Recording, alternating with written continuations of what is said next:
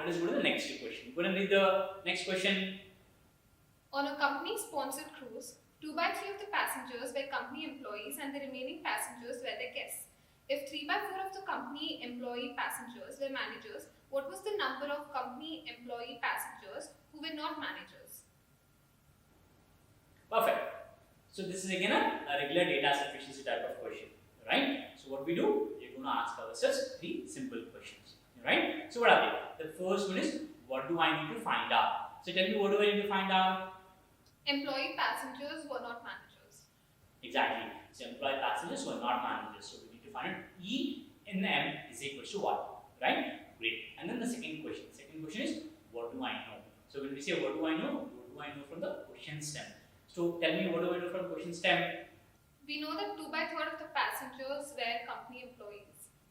Correct. So if I say total number of passengers is equal to P, right? Then employees is equal to 2/3 of the passengers. If employees is equal to 2/3 of P, then guest is equal to 1/3 of P, right? And then 3 by 4 of those employees were managers.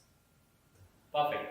3/4 of those employees are managers, right? So employees who are managers is equal to 3/4 of employees, right? So we are not interested in employees who are managers, right? We are interested in employees who are not managers, right? So employees who are not managers is equal to 1/4 of employees, right? So this employees actually I can write in terms of the passengers, right? Remember we said employees is equal to 2/3 of the passengers, right? So here employees who are not managers is equal to 1/4 of 2/3 of passengers, right? Okay. Now the next question. What else do I need to know? So tell me, what else do I need to know? Total passengers.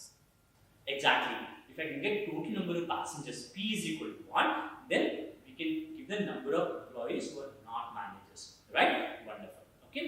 Now let's write down AD, Quant BCE, and then go to our fact statements to see whether the fact statements gives us the definite value for the number of employees who are not managers, right? Great. Go and read the first fact statement.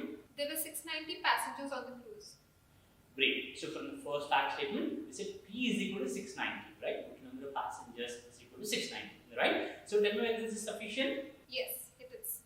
Obviously sufficient, right? Because once we get P, the total number of passengers, we can obviously find employees who are not managers, right? So since statement 1 alone is sufficient, we keep answer choices AD and eliminate B, C, and E, right? Wonderful. Now let us go to the second statement. Go and read the second statement.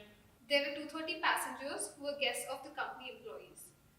Wonderful. So from the second fact statement, we got guess is equals to 1/3 of P is equals to 230, right? Now from this, if we solve this, we get the value of P, right? P is equals to 690. Is it not? So now tell me whether this is sufficient. Yes, it is sufficient. Obviously, it's also sufficient, right? Statement 2 alone is also sufficient because we get the value of P, and from P we can find